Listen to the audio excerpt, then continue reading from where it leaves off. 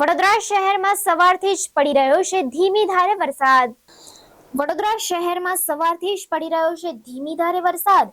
ચોમાસાની સિઝનના પ્રથમ વરસાદમાં જ નીચાણવાળા વિસ્તારો પ્રભાવિત થયા છે. વાડી નાની શાક માર્કેટ પાસે વરસાદી પાણી ભરાયા છે.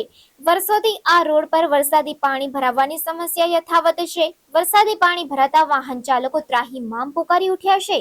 વહેલી તકે પાણીનો નિકાલ થાય તેવી રહીશોએ માંગ કરી છે.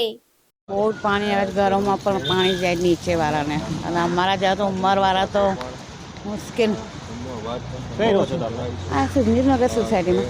રોજે અહીંથી અવર જવર કરો? હા, મારું રોજ અહીંથી અવર જવર. કેટલી તકલીફ પડે છે તમને? બહુ જ પાણીમાં નજર ના પડે, આંખનું જરાક તમે નુકસાન. આટલા ઉંમરવાળા છો, શું તો કહેવાય? એટલે જ કહું છું, પાણી બિલકુલ બહુ છે. જે ઉંમર ખારો ના દેખાય તો પડી પડે, ક્યાં ગટર ફૂટેલું હોય, ઘરોમાં પાણી નીચે આવે છે.